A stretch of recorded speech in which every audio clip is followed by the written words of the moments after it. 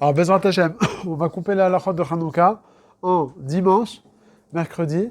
Dimanche prochain, c'est la veille de Hanouka, un troisième shiur. Et mercredi prochain, c'est dans Hanouka, on va parler de toutes les halachot de Hanouka qui vont concerner Erev Shabbat, Mincha, la Havdalah, ok? Donc en 4 shiurim. Alors on commence aujourd'hui.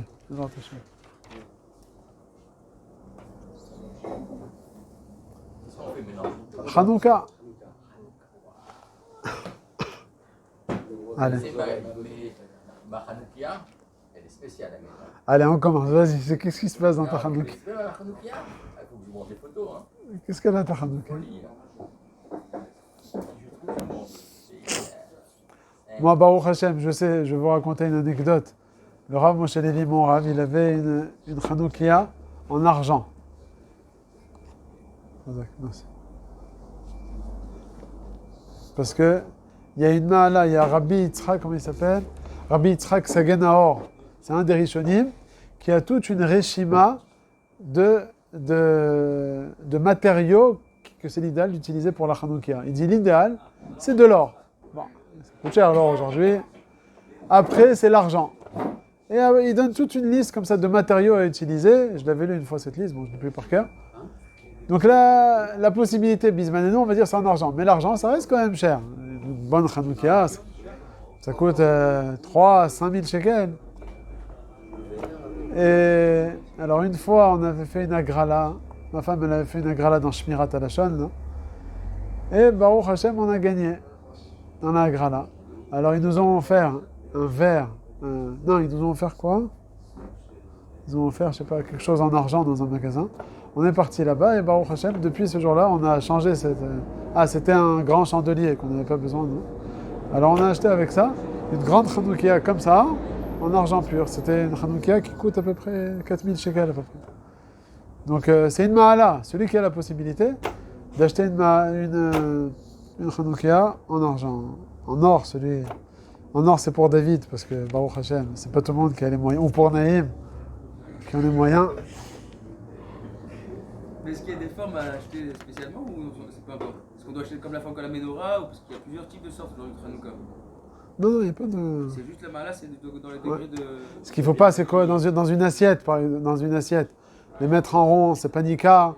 Ou bien il y en a qui veulent dire que si, par exemple, la Hanoukia, il y a 8 bougies, il y en a qui disent que si tu mets les 4, par exemple, des fois, il y a le shamash au milieu. Alors si des fois, le shamash, il n'est pas tout à fait au milieu, il est un peu en retrait, ils ont fait en sorte que quoi? Qu'il y a 4 à droite et 4 à gauche. Il y en a qui disent que ce genre de Hanoukia, c'est pas l'idéal. Il faut que ce soit en retsef, les 8 à côté. Pourquoi? Parce que si tu vas arriver le 5e jour, si tu vas allumer les 4 premiers, par exemple, de droite, et le 5e, il va être à côté, les gens, ils peuvent penser, ah, qu'est-ce qui se passe? C'est pas le 5e jour aujourd'hui. C'est peut-être 2 familles qui ont allumé une bougie et l'autre, comme c'est pas en retsef, normalement, tu les mets les uns à la suite des autres. D'accord. Donc, de la même lignée. non, le problème, c'est que si le shamash, il est au milieu, alors on comprend que tout ça, c'est un retsef. Okay. Mais s'il est en arrière et que tu es 4 bougies de gauche, c'est le cas où il y en a qui disent que c'est pas bien. Les maasés aussi, on permet. Au final, aval im kvar, tu achètes quand les 8 bougies sont beretsef. Alors, déjà un peu d'histoire. Quand est-ce que ça s'est passé l'histoire de Hanouka? C'est quoi ta Hanoukia? C'est quoi? Il a construit une famille en bois. Ah, t'as fait un. Attends. Ah, t'as mis tes fleurs. Ma fille, elle a mis une petite guirlande pour décorer. Ah, la Hanoukia de Pinchas, on l'attend. Et comment tu as fait les trous? Tu as fait des... Ah, c'est plusieurs petits bols? C'est des choses. C'est des... Oui, non, mais ça veut dire que c'est des bols que Ah, oui, oui. ils sont distincts l'un de l'autre. C'est bon? Et la dernière, là, elle est au-dessus des autres. C'est le shamash. C'est pas au milieu. Le dernier, c'est là-bas. Ouais. Ça fait une... Tout le monde la voit, hein, je peux vous dire. Ah, c'est grand, c'est quelle taille? C'est énorme. Chaque pot comme ça? Chaque pot, il est grand comme ça. Ah, j'arrive c'est pas comme bien. Rabat, c'est comme Rabat, tu vois? C'est tout noir. Ah, c'est tout noir, rien du tout. C'est tout noir. Ah, Chaque nerf, c'est un bol. Chaque dernière, c'est. Mais c'est collé sur quoi ça? Ah, mais, ça, mais après tu les sépares, c'est pas collé tout le temps comme ça. Non, non, c'est tout le temps, comme ça. Ah, donc tu prends un immense truc, tu ramènes. Sur la rambarde. Top. C'est là-bas là. Alors, l'histoire de Hanouka, ça s'est passé quand? Pendant le deuxième Beth Amikdash. Au milieu du deuxième, le Beth Amikdash, il a duré 420 ans. 180 ans avant la destruction du deuxième Beth Amikdash, il y a une histoire de Antiochos, donc les Grecs qui sont arrivés en Eretz Israël et qui ont voulu détruire encore une fois le Beth Amikdash. Baruch Hashem, ils ne l'ont pas détruit. C'est l'histoire d'Antiochos. Antiochos. Yehudit. Parce que l'histoire de Yehudit, c'est avant l'histoire de. Ah, attends, on va voir l'histoire de Yehudit, on va parler juste après. C'est une marloquette. Quand est-ce qu'il y a eu l'histoire de Yehudit? Hanouka, c'est le deuxième Beth Amikdash. Au milieu du deuxième Beth Amikdash. C'est pas la ou quand ils l'ont détruit à la fin. Non, C'est pas le Goraï. non, ça c'est Titus. 80 ans avant. Bédiouk. Ça c'est 180 ans avant la destruction du deuxième Beth Amikdash. Et donc ils sont arrivés, les Goïm, ils ont assiégé, hein, les Grecs. Ils sont arrivés donc pour assiéger Eretz Israël. Ils sont rentrés, ils ont cassé un petit peu de pierre du Beth Amikdash. D'ailleurs, c'est une des raisons pour laquelle on appelle ça aussi Hanouka. Il y a plusieurs raisons pourquoi on appelle la fête de Hanouka. La première raison qui est connue, c'est parce qu'on sépare le mot en deux. Hanouka, ils sont reposés le 25. Hanou, ils sont reposés. Ka, le Kaf et le 25. Ils sont reposés de la guerre, donc le 25. Parce qu'il y avait une guerre entre les Juifs et les Goïms. Première explication. Deuxième explication, c'est justement Hanouka Kipshuto. C'est quoi Hanouka? On a fait Hanouka Tabaït. Hanouka Tabaït de quoi? Parce que les Goïms, ils ont cassé un peu du Beth Amikdash. Ils ont fait une nouvelle Chinour Habaït, Chinour du Beth Amikdash. Ils ont été méchapettes. Ils ont arrangé certaines pierres du Beth Amikdash. Ok? Parce que les Béné Israël, ils ont été mis de Gaber. Les Hashmonaïm, ils ont gagné. Oui, ils sont rentrés. Parce que les Béné Israël, les Hashmonaïm, ils ont gagné la guerre. Ils ne sont pas arrivés au bout de leur... Ah, je pensais qu'ils avaient déjà. Avant qu'ils le détruisent, ils ont subi une Non. Hanouka, parce que justement, le 25 qui se lève, les Béné Israël, ils ont fait une fête. Ils ont fait une fête en ce sens que les Goïm, ils avaient commencé à casser quelques pierres par-ci par-là. Ils ont reconstruit, ils ont été méchapettes à nouveau. Et c'est ça la Hanouka en fait. Non, mais parce que je ne comprenais pas, moi. Parce qu'ils sont rentrés, ils ont purifié toutes les huiles, machin, je sais pas. Ils ont commencé à casser, ils ont Moi, je voyais qu'ils étaient rentrés dans le Betamidash, ils avaient fait ce qu'ils voulaient, ils avaient purifié les huiles, machin, ils sont ressortis, ils n'ont pas détruit. Apparemment, non, c'est pas ça. Non, c'est pas ça. Oui, ils ont cassé quelque chose, ils sont pas arrivés au bout de leur pensée. Ils ont saccagé. Non, ils sont pas partis, c'est les Hashmonaïm qui ont gagné la guerre. Ils s'apprêtaient à faire plus grave que ça encore. Mais ok. Maintenant, où est-ce qu'on en était? Donc Ouais. Hanouka, ouais. Alors, donc les Hashmonaïm, c'était les Kohanim, donc ils ont gagné la guerre. Maintenant, il faut savoir que, comme on a dit, la Hanouka à Misbéach, quand est-ce qu'il s'est fait ce Misbéach? C'est quoi l'histoire du Misbéach? Le Misbéach, c'était à l'époque du Mishkan. Avant les deux Beth Amikdash, ouais. À l'époque de Moshe Rabbeinu. Il faut savoir que le Misbéach, il a été fini d'être construit, quand ça? À Hanouka. Hanouka qui allait arriver 1000 ans après. Mais le café qui se lève, on a fini la construction du Misbéach. C'est là où ils faisaient Le sacrifice à l'époque de Moshe Rabbeinu, donc 1500 ans avant. Vient le Chodesh qui se lève à Kadosh Baruch Hu, il a dit allez, on va faire la fête maintenant. À Kadosh Baruch Hu, il a dit non, on va faire la Hanouka à Misbéach, à l'époque de Moshe Rabbeinu, au moment de Nissan. Pourquoi Nissan? Parce que c'est le Chodesh où Yitzhak Avinu, il est né, c'est le moment où il y a eu la Kedat Yitzhak. C'est un Chodesh de Rachamim. Alors je préfère qu'il y ait une Hanouka au moment de Chodesh Rachamim. Viens qu'il se lève et dit, moi, qu'est-ce qu'il en a avec moi? Il dit, t'inquiète pas. Toi, tu vas avoir aussi une fête. 8 jours, Hanouka plus tard. C'est aussi une des raisons pour lesquelles on appelle ça aussi Hanouka. Parce qu'en réalité, normalement, la Hanouka du Misbéach, ça aurait dû se faire pendant Hanouka. Mais à Kadosh Baruch Hu, comme on a dit, il a déplacé en Nissan. Et en contrepartie, il a fait ça à Hanouka au moment au Chodesh de Kislev. Alors, pendant les fêtes de Hanouka, il y a les Yevanim, ils ont voulu éliminer trois points forts chez les Juifs. C'est quoi les 3 mitzvot? Alors ça, c'est vrai, ça c'est les décrets. Mais plus en profondeur, qu'est-ce qu'ils ont voulu? L'étude de la Torah. L'étude de la Torah. Torah, Avoda, et Gemilut Chassadim. Alors, il dit le Pri Megadim que pendant la fête de Hanouka, il faut en contrepartie se renforcer dans ces 3 choses-là.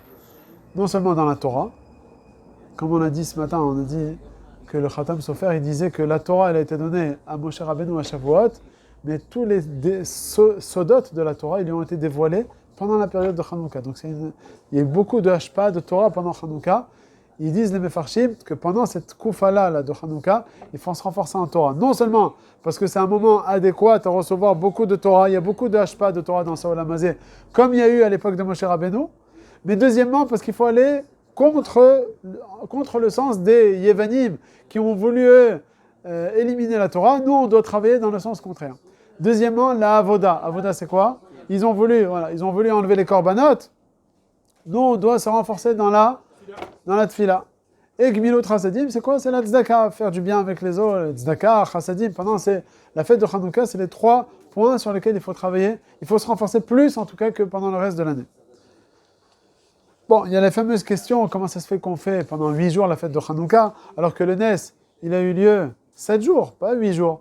Alors, ils ont trouvé une fiole d'huile qui allait servir d'allumer la menorah pendant une journée. Donc le Nes, il a duré 7 jours. Déjà, pourquoi on parle de 8 jours à chaque fois? Parce qu'ils étaient tous tmeim. Il y avait tellement de cadavres par-ci par-là, de juifs, tellement de cadavres, que tous les juifs, ils étaient tous tmeim. Et on sait qu'un juif, à peine il touche quelque chose de l'huile, il a rentamé. Il a fallu partir dans la région de Asher. Asher, c'était dans le Tzafon, là-bas. Là-bas, il y avait beaucoup d'huile. Et il y avait des gens qui étaient encore théorim. On a dû attendre le temps de partir jusqu'à là-bas et de revenir au Beth Amikdash avec de l'huile pure. Et on était contraint d'utiliser cette petite fiole d'huile pendant les 8 jours. Donc c'est pour ça que déjà, le Nes, il a duré, enfin à l'époque, ça a duré 8 jours avec la même fiole d'huile. Mais la question qu'on repose, là, ce que j'ai juste... La fiole, c'est fini. S'il est tamé, il touche la fiole. Non, ils ont envoyé des shlichim, ils ont envoyé des envoyés. Avant que ça arrive, qu'ils envoient là-bas, ils ont trouvé la fiole qui a duré longtemps. Mais cette fiole-là, qui l'a allumée parce qu'ils sont tous tamés. Chazak, ça c'est une bonne question. Ça c'est les Mefarshim qui posent ces questions. Il y en a qui... Hein? Quand tout le monde est tamé, on a le droit d'allumer du tamé. Alors ça c'est une des réponses. Une des réponses de dire que... Non, parce qu'il dit que tout le monde est tamé. Pourquoi la chercher? Pourquoi chercher quelque chose de tard? Parce que quand je peux faire bien, je fais bien. Mais quand j'ai pas le choix, j'ai pas le choix. Et on te dit, j'avais pas le choix, on va dire c'est la réponse la plus facile. Quand j'ai pas le choix, je le fais. Mais quand je sais que dans la région de Hacher, là-bas dans le Tzafon, il faut marcher, envoyer des gens, et que quelqu'un de Tahor vienne avec pour me ramener de l'huile, ça prenait 8 jours. Donc les Kohanim, ils étaient contraints de se baser sur cette fiole d'huile pendant 8 jours. Ça, c'est pour ça que la fête de Hanouka, elle a duré 8 jours. Mais la question qu'on pose, que j'ai demandé tout à l'heure, c'est que c'est pas 8 jours normalement, ça aurait été normalement 7 jours. 7 jours de Nes. Alors sur ça, il y a plusieurs réponses, on sait. Parce que le premier jour, il n'y a pas eu de Nes. Ah, c'est normal, d'accord. C'est normal. Ça a duré 8 jours, mais ok, d'accord. Alors c'est connu qu'il y a un Sefer qui a écrit 250 réponses sur cette fameuse question du Beth Yosef. Et peu de temps, quelques années après, il y a un livre qui a sorti 500 réponses sur cette question. Il y a des réponses El Pi Apshat, il y a des réponses El Pi Asod, toutes sortes. 500 réponses ont été données à cette question du Beth Yosef. Bon, le Beth Yosef, lui, il donne quelques réponses. Je vais les dire rapidement, c'est pas le sujet vraiment principal aujourd'hui. Il dit, une des réponses, c'est de dire que la fiole, elle était petite. Et de base, les Kohanim, quand ils ont vu que ça n'allait pas suffire pour les 8 jours, le temps d'amener de l'huile de la région de Hacher, ils ont dû séparer cette fiole en huile, cette petite quantité d'huile, en 8 jours. Et au lieu que la menorah, normalement, on allume pendant toute la nuit, parce que la mitzvah de la menorah au Beth Amikdash, c'était toute la nuit, jusqu'au matin. Comme chez moi, jusqu'au matin. Jusqu'au matin. C'est pas permanent? Pas, C'est pas tout le temps? ça c'est la Chemapanim, tu parles. Ah, Pendant la nuit. Pendant la nuit. Alors Pinchas, entends ce qu'il dit? Il dit que moi aussi, alors je vais mettre de l'huile toute la nuit. C'est juste ce qu'il dit ou c'est pas juste?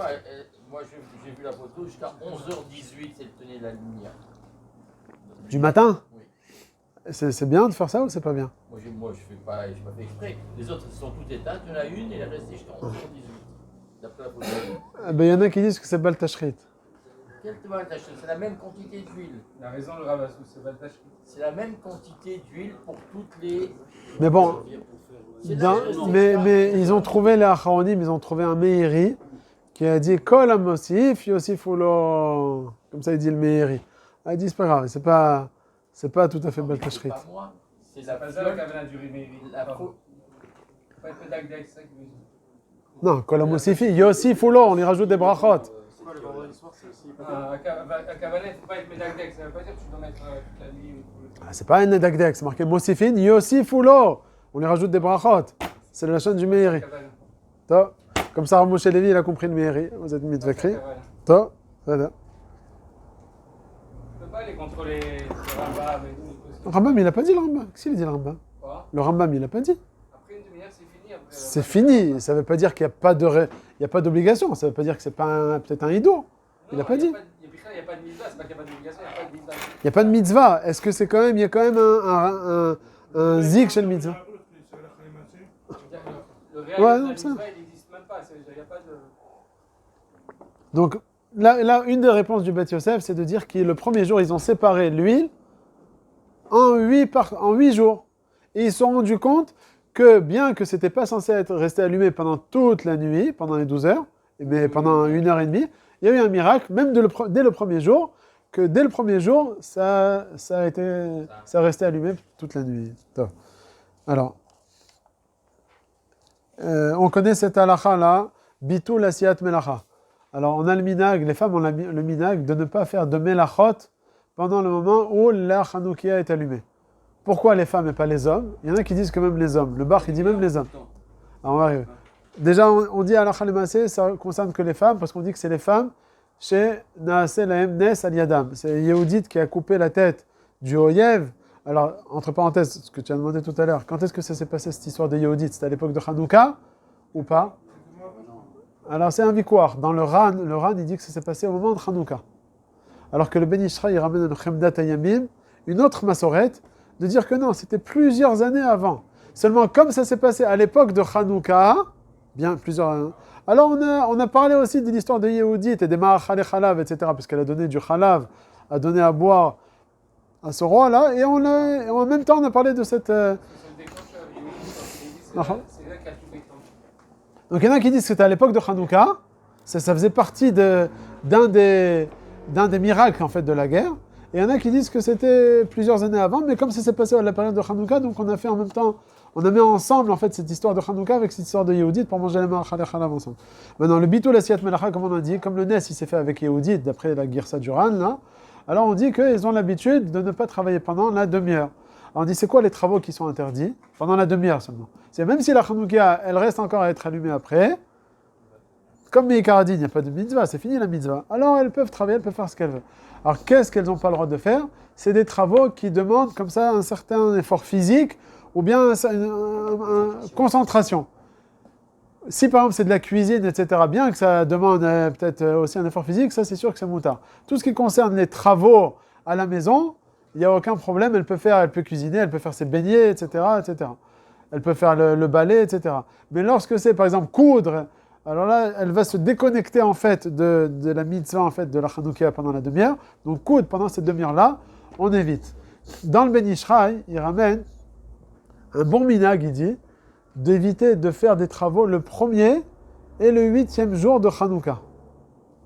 Pendant le 1er et le 8e jour de Hanouka. Alors le Ben Ishraï, c'est pas lui qui a sorti ce minag, c'est un minag déjà kadmon, que certains ont l'habitude de ne pas faire de travaux pendant le 1er et le 8e jour. De quels travaux il s'agit?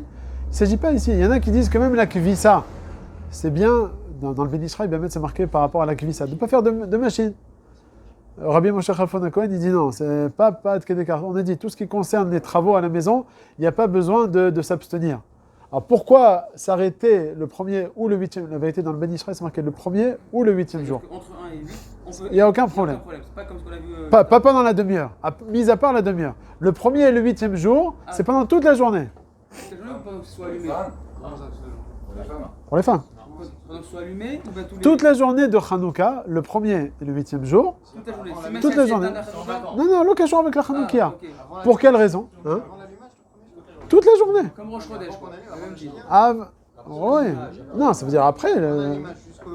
Jusqu'au lendemain soir, on ne fait pas de travaux. Le même jour que Rosh Chodesh. Alors pourquoi Pour quelle raison Ah, ça, Khazak. Parce qu'ils disent qu'ils ont voulu faire ressembler Hanouka, lui donner la force d'un Yom Tov, et de s'abstenir, Bichlal, de faire des Melachot, comme un Yom Tov. Aval Chachamim, ils ont vu que c'était trop dur pour le clan Israël. Ils disent, les Fachot, on va marquer le coup, entre guillemets, et le premier ou le 8e jour, alors on évite de faire des Melachot pour les femmes. Ça, c'est ce qui est marqué dans la halacha. Mais encore une fois, ça on a dit, c'est des chumrot, mais Karadine, il n'y a pas de issour. Si une femme, elle doit travailler au travail, elle va, si c'est pour sa parnassa, elle ne doit pas s'abstenir. Si une femme, elle peut limiter alors c'est bien. Et le Ben Ishra, il dit, si Chaz Shalom, une femme, elle a eu une tsara, par exemple, pendant un couchement difficile, etc. Et à ce moment-là, elle a eu besoin d'une Yeshua. Elle est noderet, je veux être Mekabel al Atzmi. Il dit le Ben Ishra, c'est bien qu'elle soit Mekabel al Atzma pendant un jour de Hanouka de ne pas faire de travaux. Même si c'est l'occasion avec Hanouka, au mois de Sivan. Hein? Voilà, elle a fait comme une sorte de neder. Donc on voit qu'il y a une sorte de neder. Donc pendant Hanouka, il y a un inyan comme ça de Gdusha, de Ma'ala, Yetera, à s'abstenir. Mais quand on a dit Meikaradin, tous les travaux à la maison, si c'est une femme pour sa parnassa, elle ne doit pas s'abstenir. On a dit pendant la demi-heure, pas faire des travaux, elle travaille avec l'ordinateur, elle ne travaille pas. Pendant ce moment-là, ça assourd de travailler. Dès qu'on met sur la table la demi-heure, la demi-heure elle n'existe plus en vérité. C'est à la fois qu'ils sont liés à la demi-heure, dans la taramba, tout ce qui est l'arcamila, ça n'a plus aucune conséquence. Parce que la personne elle-même, si elle allume à la sortie, la demi-heure elle n'a pas de sens, on l'allume à l'intérieur. Et si elle allume plus tard, plus forte raison. Oui, mais là, si c'est une histoire de Heker, on veut justement se rappeler du Nes. Si c'est pour se rappeler du Nes, c'est pas par rapport au fait que j'utilise la Hanoukia ou pas. C'est pour se rappeler du Nes. Alors, même si je l'allume chez moi à la maison, pour marquer le coup du Nes, c'est pas par rapport au Yom Tov. Il y a ces deux inyanim. L'histoire ils ont voulu faire ressembler Hanouka à un Yom Tov, ça, c'est un premier inyan. C'est déjà une chumra de chumra de chumra. Mais il y a un autre din qui est ramené dans le Shulchan Aruch, que même si on allume un shamash, etc., il y a une histoire pour la femme, elle doit se rappeler du Nes, pour justement marquer le coup, plus que l'histoire du Yom Tov. Donc même si j'allume ce coup. Remarque, elle n'est pas liée à ce que vous disiez. Ah. Rien à voir. Bon. Donc ça, c'est par rapport... Pourquoi c'est la femme qui doit faire la demi-heure, pas l'homme? Parce qu'on l'a dit, parce que la femme, c'est elle qui était à la base de ce minag. Donc on va lui dire à la femme, allez, repose-toi pendant la demi-heure, et toi prends en compte... L'histoire de ça s'est passé bien avant.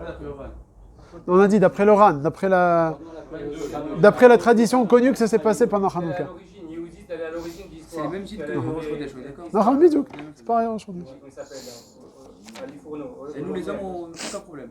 Non. La demi-heure, Et on c'est elle qui peut a fait faire. tout un truc, Y a pas et elle l'a tué, et là c'est Non. parti en... L'histoire de Je famille. T'allumes ta je Hanouka. peux partir de la maison. Ouais, putain. je peux pas rester Ils dedans. réagissent. D'accord, donc je Quand- regarde le match du foot après. C'est là que la guerre a Chante un petit peu avec tes enfants, tu racontes un petit peu, une petite histoire aux enfants. Juste avant, ça change rien. C'est elle la Ça, déclenche. Chez nous, on a l'habitude, après Hanouka, on chante, on lit Yosef Besseter cette fois, etc. Et après, chaque jour, il y a un livre dans lequel il raconte toute l'histoire de Hanouka, qui est découpé en 8 jours. Et tous les jours, je raconte pendant 10 minutes, un quart d'heure aux enfants, l'histoire de Hanouka. Parce que dans l'histoire de Hanouka, il y a beaucoup de Emouna et Bitachon avec Akadosh Baruch Hu. C'est bidiouk pendant ces moments-là qu'il faut parler aux enfants pour leur montrer les nissim qu'il y a eu. C'est bidiouk, c'est réservé à ça. Il y a eu des miracles pendant 40 ans. Tov, alors, en ce qui concerne... c'est... En plein milieu de Non, on a dit, ils n'ont pas fait Ad Kedeka, mais c'est juste pour marquer le coup. Tov, maintenant, on dit que c'est bien de rajouter, pendant Hanouka, de manger des ma'achale chalav. On a parlé déjà de ça. Comme on dit, il y avait c'est quoi chalav? Chodesh. Ils ont voulu être mevatel, le kiddush à Chodesh. Les Yevanim, ils ont voulu la proclamation du Chodesh. Chalav, c'est la première lettre de Chodesh. Bête.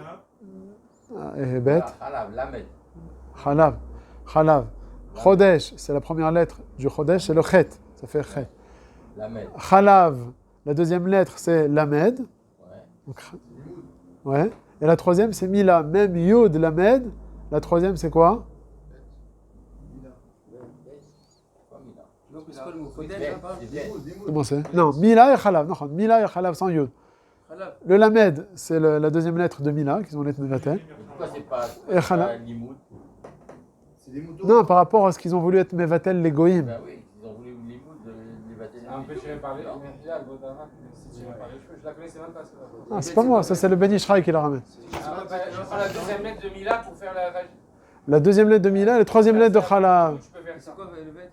Le bête, c'est C'est un peu Shabbat. bizarre. quand même. Bet, c'est. Je l'ai arrêté, je Mila, crois que les les lettres, lettres, Comment c'était Brit. Shabbat. À la troisième lettre de Shabbat. La deuxième lettre de Shabbat. Ah, La deuxième lettre de 1, 2, 3. Chodesh, première lettre de Chodesh. Shabbat, deuxième lettre de. Et Mila, la troisième lettre de. Ça fait Khalav. psychométrique, il a fait. Maintenant,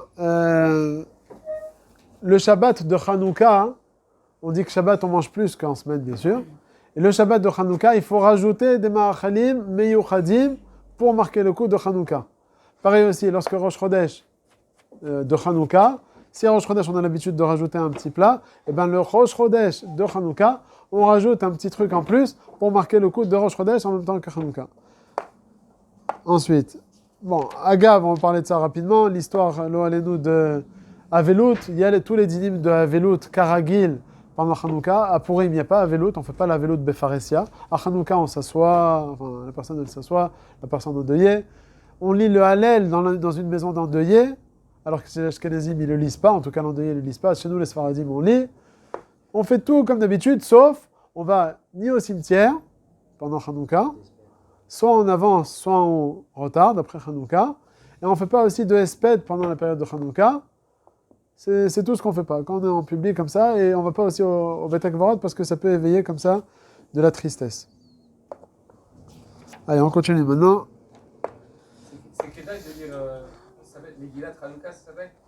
Megillat. Des fois dans certains sites. Il est rare le livre. Megillat Antiochos. Megillat Antiochos, pardon. C'est l'histoire de. C'est Kedai. Il y en a qui ont fait plus que ça, même il y a des historiens. Mais bon, ça déjà, c'est le minimum. Parce que ça aide à comprendre la halakha. Il y a plein de halakhot, on ne les comprend pas, parce qu'on les comprend superficiels. L'histoire de Hanouka sans l'histoire, c'est. Parce que la Gemara, comme c'est connu, elle a éludé. La halakha, c'est concentré. Je parle même pas des trucs de halakha. C'est un sikoum de tout ce qui s'est passé. Ouais, sûrement. Hein. Sur Internet, on doit tout trouver. Mais c'est moi, j'ai un livre chez moi, il y a la Megillat Antiochos. La question qu'il a posée, par exemple, Non.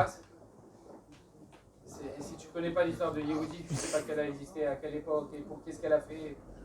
Bon, c'est rien de spécial, même on apprend ça aux enfants, mais il faut le connaître. Uh-huh. Il y a des détails très importants.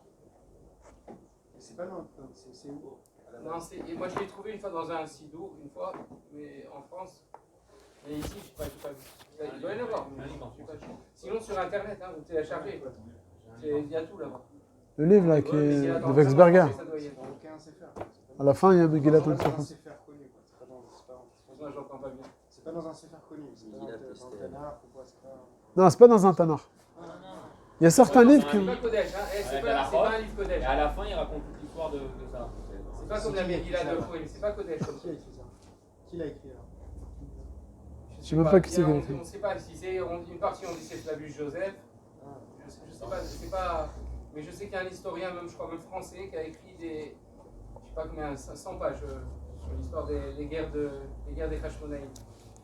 C'est très très intéressant. C'est pas la guerre en soi, c'est tu vois les proportions, tu vois et ça te permet de comprendre la halakha.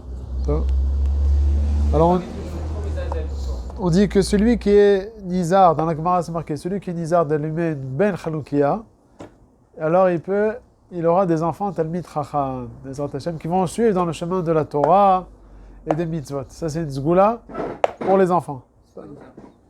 Qui fait attention qu'il y ait une belle chanoukia, pas il prend une chanoukia comme ça. En plus de lui. Parce que déjà pour lui, tu as une promesse déjà d'avoir des C'est marqué là-bas la vérité, ner yafé. Ner yafé, Rashi dit ptila veshemen. Il faut que ça tienne bien, ouais. Ça n'a rien à voir avec le support. Non, pas avec le support. Il faut que ce soit une belle flamme. C'est ça le truc. Tu n'es pas obligé d'acheter pour ça une chanoukia en or, comme on a dit tout à l'heure. Non, l'histoire, c'est que c'est une belle flamme qui soit bien vive et qui soit... Ouais, aujourd'hui, c'est facile. Alors, on rentre maintenant dans la halakha plus en détail. comment est-ce qu'on allume la Hanoukia? Alors dans la Gemara, c'est marqué Meikaradin, ça suffit, ner ish ou beto. Une Hanoukia chaque jour, un ner chaque jour, pour la famille entière, ça suffit. Et au final, sans rentrer dans le détail, au final, il y a une différence entre les Sfaradim et les Ashkenazim. Pour les Sfaradim, on allume une Hanoukia pour la famille entière, et on va en montant. Les Ashkenazim, chacun il a sa Hanoukia. C'est qui chacun? Les hommes et les femmes? Non. En réalité, il y a une stira dans le Mishnah Berurah, dans les poskim. Il y a un endroit où on voit que les femmes, elles allumaient la Hanoukia. Mais le minhag aujourd'hui, comme il dit le Mishnah Berurah à un autre endroit, il dit que les femmes, elles n'allument pas. Le Khatam Sofer, il explique pourquoi les femmes, elles n'allumaient pas. Parce qu'à l'époque, ils allumaient le Hanoukia à l'extérieur. Et on sait, Kol Kevuda Bat Peler Penima, les femmes, elles n'avaient pas l'habitude de sortir. Même au moment de l'allumage, les femmes, elles restaient toujours à l'intérieur. Donc, Rachamim Meikara, depuis le début, ils ont rendu patour les femmes. Donc, ça fait qu'aujourd'hui, qui a l'obligation? C'est que les hommes, les bar mitzvah garçons, et même ceux qui sont en âge de chinour, chez les garçons, ils allument aussi la Hanoukia, chacun avec sa bracha, parce que le père, il a la kavana quand il allume la Hanoukia, en réalité, il devrait allumer la Hanoukia pour lui, pour tout le monde. Dans le Rambam, c'est marqué, il recopie le minhag des Ashkenaz, que chacun a sa Hanoukia. Mais qu'est-ce qu'il dit là-bas le Rambam? Pas comme le minhag Ashkenaz. Il dit que le Baal Habayit, il allume la Hanoukia de chacun des membres de la famille, de chacun de ses garçons. Sous-entendu qu'il fait une bracha, et il allume pour chacun sa Hanoukia. C'est la machine du Rambam. C'est ce qu'il dit d'ailleurs le Rambam Moshe Lévi. Il dit que vous, les Ashkenazim, vous dites que vous vous basez sur le Rambam, mais c'est pas tout à fait vrai. Le Rambam lui dit il y a une bracha pour tout le monde. Alors les Ashkenazim, ils disent non, que le Baal Habayit, il a la kavanah d'acquitter que sa Hanoukia à lui, et pas les autres. Et donc c'est pour ça que chacun il fait la bracha, chaque kol echad bifnei atzmo. Pourquoi les Sfaradim ils font pas comme les Ashkenazim? Pourquoi on ne fait pas chacun sa Hanoukia? Il y a 10 garçons, 10 Hanoukiot.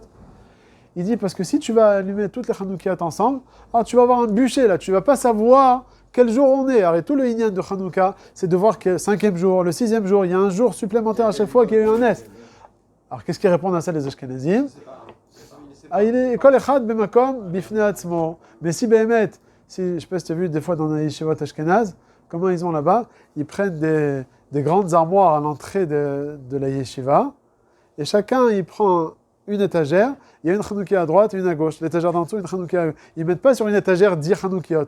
Ils les séparent, ils font en sorte que sur une étagère, il y a 2 ou 3 Hanoukia, ça dépend en fait de la taille de l'étagère, mais ils ne mettent pas comme ça un tas de Hanoukia. Sinon, c'est Karov, on va dire, Bracha Levatala. Le Khatam Sofer, je n'ai pas très bien compris quelque chose. Il a dit, mais vous avez dit Meikara, sa famille, ils l'ont rendu droit à la fin.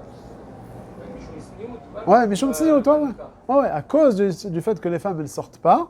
Je crois que Bisman, à Khatam Sofer, les réformés, ils ont commencé à faire ça de barrière. Ah, bon. Hier, il a parlé ça à Israël Kosset. Il n'a pas parlé du Khatam Sofer. Mais c'est Mamash à l'époque du Khatam Sofer qui a commencé avec. Non, bon, lui, il a un problème de tsniout. Au niveau de l'huile, est-ce que apparemment j'ai entendu que c'était bien de mettre un peu d'eau? Alors ça, c'est un victoire, ça. Est-ce que c'est bien de mettre de l'eau sous l'huile ou bien on ne met pas d'eau sous l'huile? Il y en a qui disent Dafka, il faut rajouter même à Hanouka. Il y en a qui disent que c'est bien. Pourquoi? Parce que c'est Asher Ishletu à Yehudim, à Laoivim. Il dit que l'huile, c'est les Juifs et l'eau, c'est les Yevanim. Donc on a été Cholet Aleem. Et donc, c'est un Dénianim. Non, on ne met pas, on n'a pas le vinagre. On met que de l'huile d'olive dans la Hanoukia. C'est quoi ce truc? C'est mieux alors? C'est pas mieux alors? Si Non, on met pas, non, on met que de l'huile. Ok. Bon, après ici, il y a plusieurs cas particuliers de celui qui n'a pas assez de Nerot de la Hanoukia. On ne va pas entrer dans le détail de ça. Ok. Tranquille. Laisse tranquille, Yarki.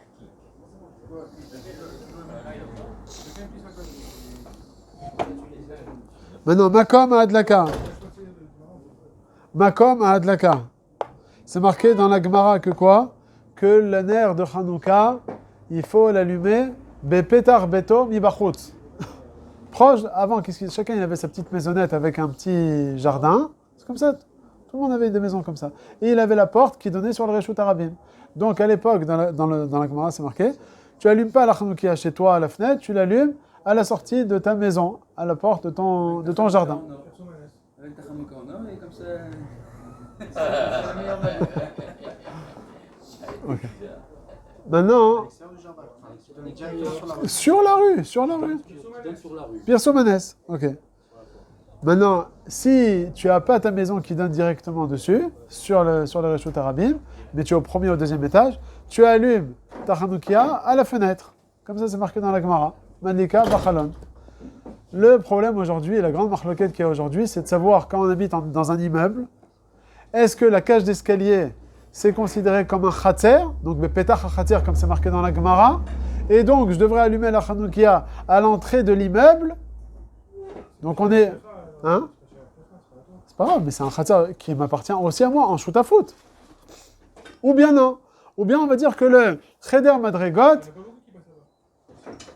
à l'entrée de l'immeuble, en bas de l'immeuble, à l'entrée de l'immeuble. Si on considère, arrête, dans la Gemara, c'est marqué aussi que s'il y a un khatser avec deux maisons, tu écoutes Nathanaël, imagine-toi, j'ai deux maisons dans un khatser, deux maisons, il y a un khatser meshutaf, et bien les deux on doit allumer à la porte de l'entrée du khatser, d'après le din de la Gemara, même si on est 2, 3, 10, même si c'est un khatser meshutafut, on doit allumer... Dans le Reshut Harabim. Donc ceux qui ont 15 étages. Donc celui qui est 15 étages... Le personnage, il est même sur une personne en fait. Non, mais chacun il a une chova. On va tous allumer un au-dessus de l'autre, mais à l'entrée du khatser. Ça, c'est à l'époque de la Gemara. La question, c'est dans un immeuble. C'est dans un immeuble maintenant. Il y a le cheder madregot. Si on considère le cheder madregot comme un khatser, alors on devrait tous allumer la Hanoukia à l'entrée de l'immeuble. Et c'est là toute la question. Est-ce qu'un cheder madregot, c'est considéré comme le khatser de la Gemara, ou bien non? Alors le Chazon Ish, il disait que c'est pas considéré comme le khatser de l'époque. Pourquoi? Le khatser à l'époque, il faisait vraiment des shimushim. Ils mettaient leur linge, et les enfants y jouaient. Vraiment, ça faisait partie, office intégrante de la maison. C'est vrai que c'était Beshut Foot, mais chacun, il y avait vraiment une utilisation, comme dans la maison, dans le khatser. Alors que le cheder madregot bismaneno, c'est juste un passage. Donc il dit aujourd'hui, il n'y a plus cette halakha-là. Donc où est-ce que tu dois allumer? Dans la maison, il y en a qui disent, à la porte de ta maison à l'extérieur, puisqu'au final, on considère la cage d'escalier comme un Reshut Harabim, d'après certains. Donc tu vas allumer la Hanoukia à l'extérieur de ta maison. Mais en tout cas, pas à la sortie de ton immeuble. Il y a d'autres rabbanim, le Rav de Brisk, le Rav Eliashiv, il est posé comme ça, il dit non, que le cheder madregot, c'est considéré comme le khatser. Et donc tu dois allumer la Hanoukia à l'entrée de l'immeuble. Donc aujourd'hui, vous allez par exemple à Givat Shaul, vous voyez toutes sortes de minagim. Il y en a qui allument les Hanoukia, bien que c'est un immeuble de 5 étages. Il y en a qui vont allumer la Hanoukia à l'entrée de l'immeuble. Plusieurs familles qui allument là-bas, parce qu'ils vont suivant cette chita-là. Et d'autres qui allument chacun à la fenêtre. Ils ne sont pas Meshutafim dans une seule Hanoukia, parce que c'est déjà un cheder Meshutaf. S'ils considèrent que c'est un cheder Meshutaf. Voilà, la question juste après 2 secondes. Non, parce que c'est une chova à chacun. Chacun il a une chova, donc chacun il a fait. 50 habitants, Chacun il a sa chova. Même dans une famille, mais oui, j'avais dit 50. Non. C'est Neget Razak. Eux, Bichala, les Ashkenazim, comme il dit, chacun il allume sa Hanoukia. Donc, Kol Sheken, 2 familles, que chacun doit allumer sa Hanoukia. Donc, chez les Ashkenazim, il y a toutes sortes de minag. Donc, mais en tout cas, le Rav Ovadia, lui, il est possède comme la Shita, comme le Chazon Ish, de dire que le cheder madregot, c'est pas considéré comme un khatser. Donc, d'après Rav Ovadia, celui qui va allumer, je ne vais pas dire Ad Kedeka, mais c'est peut-être Bracha Levatala, celui qui va allumer à l'entrée de son immeuble alors qu'il habite au 3e étage, c'est 0. Il doit allumer soit à la fenêtre, soit sur la table, ça on verra plus tard, où est-ce qu'il faut allumer, Tachles. Comme si j'avais allumé Birshut Harabim. Ouais, t'as rien fait, c'est pas la takana. J'ai le droit d'allumer Birshut Harabim. Non, c'est pas Nikar que c'est le tien. Arrête tout ce qu'on dit que Si c'est... j'ai marqué, c'est moi. J'ai une petite maison. Non, il n'y a pas de marqué, c'est pas... Non, mais admettons. C'est pas la takana de Chachamim. Chachamim, ils ont dit, tu dois allumer à un endroit où c'est Nikar. C'est maintenant, toi, tu vas aller contre, et tu vas dire, ça appartient à la famille et tal. Tout le monde sait que ce type de maison, c'est à moi. Non, mais c'est pas le makom de Chachamim, c'est Negat Quand Takana. ils font les trucs là, les trucs dehors là, il faut pas faire bracha alors quand t'allumes dehors. Quoi, les Chabad, etc. Il faut pas faire bracha. C'est pas. Ah, si il fait la bracha, moi j'allumerai, mais moi je ferai pas la bracha. C'est ça. Concernant Shabbat, dans Shmirat Shabbat Kheta, il ramène le Shoné à la poche, je crois, de Rakanievski. C'est vieux déjà. Et il dit que le cheder madregot, c'est une khatser Meshutaf, la famina qu'on a le droit de porter dedans. En France, où il n'y a pas de verrou, c'est très utile. Et donc, si on fait une comparaison avec Hanouka, quand on fait un copier-coller, Yehora, ça sera un khatser Meshutaf, donc il faudra allumer en bas. Oui, mais est-ce qu'on appelle ça khatser? C'est ça la question. Est-ce qu'on appelle ça khatser? Le Chazon Ish, il dit, et comme le Rav Ovadia, il dit que c'est pas considéré comme le Khatser de la Gemara. Non, monsieur, Halakha Lemaaseh, là, d'après Rav Ovadia. Les Chora, il est contre le Chazonish, et Rav Kalevski, c'est un peu bizarre. On va réfléchir après, 2 secondes. On vient, on termine Halakha Lemaaseh. Halakha Lemaaseh, d'après le Rav Ovadia, quand on est dans un immeuble, celui qui allume à l'entrée de l'immeuble, c'est 0. Il faut allumer soit à la fenêtre, soit sur la table. Maintenant, où est-ce qu'on allume maintenant? À la fenêtre ou à la table? Alors on dit que l'idéal, Vadaï, c'est d'allumer à la fenêtre quand tu es dans les 9 mètres 60 de hauteur par rapport au Reshut Harabim. Si tu es au-delà de cela, par exemple tu habites au 4e ou 5e étage, alors ça ne sert à rien d'allumer à la fenêtre, parce que de toute façon les gens ne lèvent pas la tête. Sauf s'il y a des immeubles en face, que dans ce cas-là, oui, alors allume par rapport aux gens qui sont en face. Comme ça, le Rav Ovadia, il est possèque. Donc celui qui habite jusqu'au 3e étage, bon, il doit vérifier si c'est dans les 9 mètres 60. Il allume à la fenêtre, proche du Reshut Harabim, pas de la cour, là où il y a le plus de Pirso Menissa. S'il est au-delà du 3e ou 4e étage, il faut faire le compte. S'il y a des immeubles en face, il reste à la fenêtre. S'il n'y a pas d'immeuble en face, il allume. Et après, sur quoi le film Ouais. là-dessus, hein? Ouais, Rav Ovadia, il est possèque que les immeubles en face C'est pas d'arrêt. sont des Metzaref.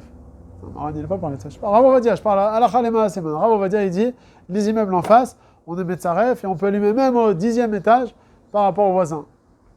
Comme ça, il dit le Rav Ovadia. C'est étonnant qu'il ait bossé contre Marav. J'ai vu le Rav Eliashiv, il dit que c'est pas d'arrêt. Il n'y a pas que Rav Eliashiv. Bon, je sais où est-ce qu'il est Maran, je sais pas. Bon, je termine moi ce qui est marqué dans Rav Ovadia. Il connaît Maran, ne vous inquiétez pas, il le connaît. Non, je l'ai vu ça, je sais pas. Rav Ovadia, il dit Befirouche, que s'il y a des immeubles en face, on est Metzaref. Le chou, comme ça, j'arrive souvent. Ça veut dire que c'est pas la d'arrêt Maran. Et après, il dit, bon, s'il met en haut, qu'est-ce qu'il y a? Il fait rien. Alors, Vosner, il dit aussi, il dit comme ça. Mais BML, c'est pas d'arrêt Maran. Il y a plusieurs à la fois comme ça, où il fait comme ça. Il joue entre les deux. C'est pour ça que Rav Ovadia, des fois, il est critiqué. Entre autres pour ça, parce que c'est pas barreau. C'est pas les mascanas. Bon, les mascanas, vas-y, B comme ça. Mais celui qui est Nous, on est mascana maintenant. Dans Tachles, les mascana, jusqu'au 3e étage, on allume à la fenêtre. Au-delà, s'il y a des immeubles en face, tu allumes aussi à la fenêtre. Sinon, tu n'as pas d'obligation, tu allumes sur ta table. S'il y a des immeubles d'arabes, Ah, c'est une bonne question, ça. il y a un phare arabe. Est-ce qu'on peut utiliser ça pour les arabes ou pas? Alors, est-ce que Béhémet, c'est Shayar, le Pirso Menissa, par rapport au Goïm? De toute façon, quand tu es en Israël, il y a des goïms ou quand on n'est pas forcément devant des juifs. Il y a le Rav Schulzinger, c'est le Rav de Guillaume. On ne fait pas des personnalités Comme ça, pour les goïms, on fait personnalités pour nous, pas pour les goïms. Il a écrit la. Non, parce qu'il y a un Shulchan Aruch qui écrit que celui qui se trouve dans une ville où il n'y a que des Goïm, alors qu'est-ce qu'il fait? Il allume la Hanoukia ou pas? Pour lui-même, personnalité pour lui-même. Pour lui-même, il fait ou il fait pas? Ou bien personnalité pour lui-même. Avec ce système là. Ouais, c'est bon, il y a personnalité sur soi-même. C'est pas personnalité sur les goïms. Voilà, regarde, Mordechai, il ramène une grosse preuve. Pour montrer Il dit qu'en France, ils allument pour les goïms. Dans le monde entier, ils allument. Et ils allument pour les goïms. Ça dépend où j'habite. Ils avaient dit, Ça dépend où j'habite. C'est dans un quartier dans le 19e. On ne prend pas des hauts des menacés de gens qui sont pas restés dans la société. Mais qui tourne, le Rav Mazouz? Le Rav Mazouz, il dit que c'est Shayar, le Pirso Menissa, même par rapport au Goïm, comme c'est marqué dans la Gemara, Achitichle. On est là, C'est pas du on noir. est toujours là. Bon, il y a des dioukim dans le Shulchan Aruch, mais c'est marqué Ad de Kalta Reglal de Tarmoudaï, jusqu'à ce que les commerçants Tarmoudaï, je ne sais pas quel pays c'était là-bas, ils rentraient chez eux. Or là-bas c'était des goyim. Et à Falpichen, tu vois que la Gemara elle est mitir chesed par rapport à ça. C'est un référent, c'est pas une preuve. C'est quoi jusqu'à qui rentre chez Il y en a qui veulent dire comme ça. Parce qu'avant, il disait qu'en une demi-heure, juste le temps que les... Par rapport aux Zman, de quel Zman? Pour eux, ils rentrent chez eux. Non, pas par rapport... Puisqu'il y a encore des commerçants goyim qui rentraient chez eux, et quoi? Et que pour eux aussi, ils vont le voir cette Hanoukia, donc tu dois allumer la Hanoukia jusqu'à ce Zman-là. Pour qu'eux, ils regardent. Jusqu'à ce qu'eux, ils rentrent. Non, la Gemara, elle dit, jusqu'à ce qu'eux rentrent chez eux. Pourquoi ils rentrent chez eux? Jusqu'à eux, ils rentrent chez eux, ça veut rien dire. Jusqu'à eux, ils rentrent chez eux. On allume jusqu'à une demi-heure parce qu'il y a des gens qui rentrent chez eux. Et comme il y a encore des gens qui rentrent chez eux et donc qui vont voir les nérotes de Hanouka, Bah, je crois qu'il y avait des juifs parmi eux. non, justement, la Gemara, elle dit pas parce qu'il y a des juifs, etc. Parce qu'il y a les derniers commerçants goyim qui rentrent chez eux. Oui, c'est marqué. Les clients juifs vont rester chez les Non, les clients juifs, ils faisaient pas leurs courses la nuit avant. Avant, à la tombée de la nuit, tout le monde était chez soi. Seulement les gens qui étaient dans le chouk, ils étaient mécaplim leur bastote là-bas, et ils rentraient chez eux. pourquoi les Rishonim ils ont dit une demi-heure dans le Rif, et Yadoua. Ils ont dit une demi-heure, c'était pour montrer que comme quoi l'histoire des Tarnoda, c'est juste une référence. Parce que sinon ils auraient dit. Mais en quoi c'est une référence si c'est des goïms? Si c'est des goïms, c'est pas une bonne référence. S'ils avaient laissé l'histoire des Tarnoda telle que dans la Gemara, Alors et que Fanaou comme ça, et les choses qu'ils l'avaient entériné, Et et qu'ils n'avaient pas dit la demi-heure, eh ben, ok, dans chaque Mais pourquoi génération, prendre en on compte aurait cette dû sur le demi-heure? droit, Si de les toute gens façon il n'y a écrivaient, plus personne, il n'y a que des goïms, qu'est-ce que je m'en fiche? etc. Arrête-toi après un quart d'heure.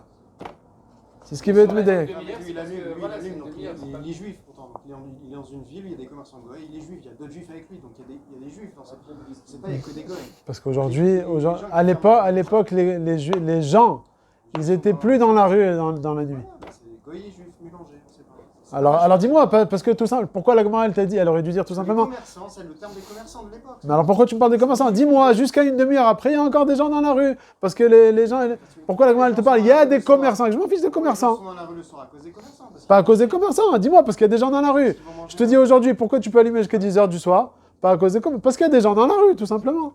Pourquoi j'arrive bien? Pourquoi il y a des gens dans la rue? C'est un RITMC, c'est pourquoi il y a des gens dans la rue? Parce qu'il y a des commerçants. C'est eux qui. Non, la Gemara elle dit parce que les commerçants ils rentrent chez eux. La Gemara elle dit comme ça. Parce que les commerçants rentrent chez eux. Il y a fait, donc c'est les derniers. Donc tu vois que tu mitrachèves par rapport aux derniers. C'est pas seulement. Alors dis-moi, alors il n'y a plus de clients. Pourquoi tu me dis? C'est un terme, c'est pas. C'est un terme, c'est pas. C'est la Toi, vous n'êtes pas d'accord. On continue. C'est oui ou non, c'est pas un mashmam, c'est pas sûr. C'est pas une raya. Moi aussi, je trouve pas que c'est pas. Ça peut, comme ça peut ne pas être. Toi, je suis là. On continue. Maintenant, bon, il y a un minag que même le Rav Ovadia, il faisait comme ça sur la fin de sa vie, c'est de même plus allumer à la fenêtre. Alors que il habitait au premier étage, Rav Ovadia. Il aurait pu allumer à la fenêtre. Comme c'est marqué dans la Gemara, Pirson dit ça. Aval, c'est marqué dans les Rishonim que puisque Bishat Sakana, Manicho al Shulchano Vedayo, à l'époque, quand il y avait Sakana des Goyim, alors on se contentait de l'allumer sur la table de la salle à manger, c'est tout. On avait peur des Goyim qui voient ça. Alors il y a un mina comme ça qui a été continué dans la suite, qui se contentait d'allumer la Hanoukia sur la table, et c'est tout, sans pour autant l'allumer à la fenêtre. Alors, est-ce qu'aujourd'hui ce minag il est retenu ou pas? Je sais que Rav Ovadia, au début, il allumait à la fenêtre, et à la fin de sa vie, il allumait sur sa table. Mais attends, c'est pas avec la mezouza et le tissu. Si tu dois le mettre, Ça aussi, si tu peux, donc c'est mieux que la table du salon. il faut savoir. Le mieux, en ordre, c'est d'abord à la fenêtre, Ok. pour qu'il y ait le plus de personnes ça. Si tu n'as pas de fenêtre, ou tu es au trot, etc., tu le mets à l'entrée de ta maison, proche de la porte, pour que tu sois entouré. À l'intérieur de la maison, pour que tu sois entouré avec le tzitzit, Donc pas à l'extérieur de la maison. après la mezouza. À l'intérieur. Ah, tu rentres à gauche. Ouais. À l'intérieur de la maison. Oui, à Non. l'intérieur, à D'accord. gauche. Et après, c'est n'importe Tout où. le monde faisait comme ça. Non. Ni sur la table, ni à C'est l'extérieur. ça Mais c'est n'importe où. Mais là, l'endroit où je l'ai fixé, je peux pas après changer d'endroit pendant les 8 jours. Non. On doit laisser. Non, ça c'est pas grave. Si une fois je l'ai mis dans la fenêtre, une fois je l'ai mis devant la porte. Non, une fois, je l'ai mis dans le salon, c'est pas grave. Tu n'as pas fait une avera. Ah bah là, c'est mieux de. l'idéal, comme on a dit, c'est à la fenêtre, il y a des gens en face. S'il n'y a pas maintenant, ben, tu l'allumes près de la porte. Ok. À moins que tu aies un minag comme ça, peut-être une massorette, de l'allumer sur la table de la maison, de la salle à manger. Si tu as le minag comme ça, alors allume-le. On peut pas. Le Rav David Yosef d'Afka, il veut dire que non, c'est quand même mieux d'être mahmir à la fenêtre, si tu as la possibilité. S'il y a de quoi faire le minag. Oh, c'est depuis qu'ils habitent en Israël aussi. Nahon, ça aussi, ça a changé. Nahon. C'est-à-dire à la fois comme ça, ils sont. Ah non, quand tu l'allumes proche de la porte de la maison, il faut faire en sorte que la flamme, elle soit au plus haute que 3 tfachim et moins haute que Asarat tfachim. Quand tu vas l'allumer trop en l'air, les gens ils peuvent croire que c'est considéré comme ça, mais une bougie que tu vas allumer chez toi à la maison pour allumer. Il faut que ce soit quelque chose de mouzard comme ça. Quelque chose. Le Ben Ishra, il a dit, l'idéal, c'est d'avoir 7 tfachim. Dans la flamme, elle fait 7 tfachim. Comme ça, moi au début, j'avais pas de la flamme. La hauteur, ouais, la hauteur. La hauteur, elle soit. Ça, c'est le sol. Entre 24 cm. Tu prends une boîte. Non. Il faut que tu mets une boîte. Comme ça, moi, à un moment, j'allumais la Hanoukia proche de ma maison. Enfin, proche de la porte à l'entrée. Et j'avais une Hanoukia au début qui faisait à peu près 30 cm, une petite Hanoukia. Alors, j'avais pris une boîte que j'avais recouvert et tout, à l'envers. Et j'avais fait en sorte de voir que la flamme, elle arrive à 7 tfachim. Un pied à sod. Bon. Si moi, c'est-à-dire quand je passe dans la rue, si moi quand je passe dans la rue, je vois la Hanouka d'en bas de chez moi, Je me dis que c'est la hauteur qu'il faut, quoi. Si je la vois pas, c'est ça? Pour les 9 mètres et quelques, pour savoir c'est quoi. Non, non, c'est 9,60 m. Ah, Ça dépend pas de toi ou pas. ça dépend pas de ce que je vois. Ah, c'est des plus, on a dit. Si il y a des gens qui habitent en face, tu allumes aussi à la fenêtre. S'il y a personne qui habite en face, tu allumes. C'est des gens qui passent. N'est-ce pas? C'est de ça qu'on parle. Ils voient, bien sûr. Il voit, non, c'est ça. Non, c'est pas la takana. La takana, c'est au-dessus de 9,60 m. On n'allume pas au-dessus. On n'allume pas à la fenêtre. Non. Pour savoir si c'est à 9,60 m. Tu mesures, quel étage tu es? Deuxième étage, mais. Le deuxième étage, c'est bon. Chaque étage, c'est à peu près 3,50 m. Entre le plafond et la hauteur. Le problème ici, c'est que tout est en pente et il y a les parkings. Par rapport au trottoir. Moi, je sais qu'on pouvait mesurer la plupart du temps. mais Par rapport au trottoir. C'est compliqué à aller au chalet. Non, parce qu'il y a des rues qui sont d'un côté en Il y hauteur. a les rues, elles sont penchées, il y a des parkings, il y a des demi-étages, c'est très compliqué. Non, il y a Bémet une chéla comme ça dans les poskim. Écoute, Mordechai, tu as une rue comme ça qui est en pente. Et moi, j'habite dans la tour, là, en bas de la pente. Une tour avec 10 étages. J'habite au 10e. Mais par rapport à ceux qui arrivent de ce côté-là, ils sont au même niveau. Ben non, on dit, le Chachamim me dit, Takanat Chachamim, tu es au 10e étage. Il n'y a pas le lien de la... C'est Takana, c'est un makom. C'est Chachamim gazrou beotam mekomot. Alors on n'allume pas la fenêtre alors dans ce cas-là? Dans ce cas-là, il n'y a pas l'obligation. Non, mais si j'habite au 3e. Si, encore une fois, si tu es à la fenêtre, qu'est-ce que tu vas perdre en allumant à la fenêtre? C'est que tu vas être au-dessus des Asarat Fahim. Donc toi, tu vas allumer à la fenêtre en perdant la mahala de Asarat Fahim pour le Reshut Arabim, pour Pirso Ménissa. Mais si on considère qu'il n'y a pas de Pirso Ménissa, alors c'est pas bon. C'est pas pire que s'il met sur la table, de toute façon. Une fois qu'il est au-delà de 9,60 m. Ah oui, si toi tu penses que tu vas allumer à la table, c'est bien. Mais si moi je dis, je veux faire bien, je veux faire pour le Pirso Ménissa. Alors Bassof, il y a Tzata de la table du Minag. Tu veux dire, moi je ne veux pas faire comme le Minag, je veux faire pour le Pirso Ménissa. Tu as voulu bien faire, mais en fait tu as mal fait. La marla, c'est de mettre derrière la porte en vérité. Ouais. Parce qu'il y a 3 ofanim, ou la fenêtre, ou la table, Oula. derrière la porte. Ah. Alors, il gagnerait à mettre à la fenêtre. Sauf, il y en a qui disent comme ça que oui. Donc le mieux c'est de mettre derrière la porte, comme en vérité tout le monde faisait comme ça. À côté de la porte, c'est... Bon, comment on allume la Hanoukia? Ça doit être allumé au Darom. C'est pour ça qu'ici, la Hanoukia, le mur Darom, il est là-bas, là, sous le Masgan. Le long du mur. Ici on est au sud de dans le Beth Knesset. Ça change pas. Ouais, donc là-bas, c'est le Tzafon. On est au sud. Donc là, c'est le Tzafon. On est au sud, donc là, le Tzafon est là-bas. Là-bas, le Beth Amikdash. Ouais, donc là-bas, non, là-bas, c'est le Tzafon. Quand on a dit Darom, Darom, c'est... c'est parce qu'ils étaient en Europe, mais ici on a un cas particulier, même en Eretz Israël, on est au sud. Il y a Mamelach, je sais pas, il y a Féelat. Ouais, c'est ça. Quelques villes au sud. Ça aussi, c'est un dion dans les poskim. Les Maasé, ils disent d'allumer au Darom du Beth Knesset. On est l'Omeshane, où est-ce qu'il est l'emplacement du Echal Kodesh. Ça doit être au Darom. C'est là où Il y a un livre là, c'était la Chavouza de Rabbi David Abou Hatzera. C'était ça, Iloula, la semaine dernière, du Jules Dalet. Le Rav Petra Cohen, ça s'appelle, c'est un monsieur qui l'a amené ici. Et il ramène ce que vous dites et il dit autre chose encore. Et c'est l'Azdavka, quoi. Non, ça c'est le Rav Karelitz qui parle de ça, le Pisket Shuvot. On a même demandé au Rosh Yeshiva Rav Mazouz et il nous a dit de faire comme ça, au Darom. Donc on fait comme ça ici.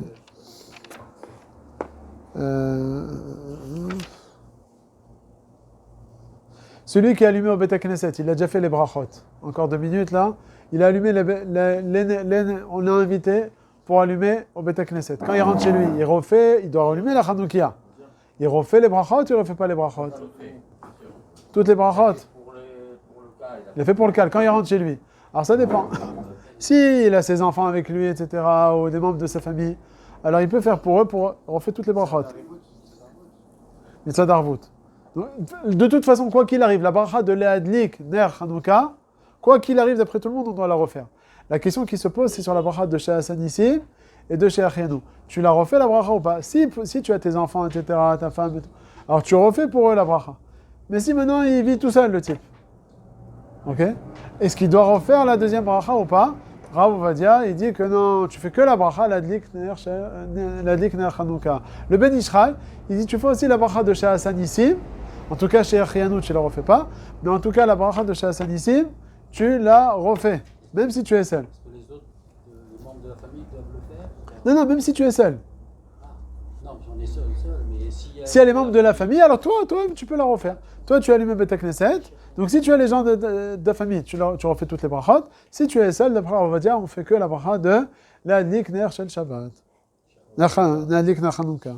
Ici, par exemple, c'était vendredi. Ouais. Tu as allumé chez toi. Ouais. Quand tu arrives avec les tests, ils n'ont pas allumé. Attends, vendredi, j'ai dit, on va parler de ça, Bezrat Hashem. La qu'on avait dit, on a fait la fidouche l'année dernière. Quand on a tous allumé le vendredi. Ah, bon. Tu veux parler quand même de ça, vendredi, c'est ce qu'il a demandé. Alors quoi, alors? Quand parfois on vient, quand on allume juste avant de faire un mitra.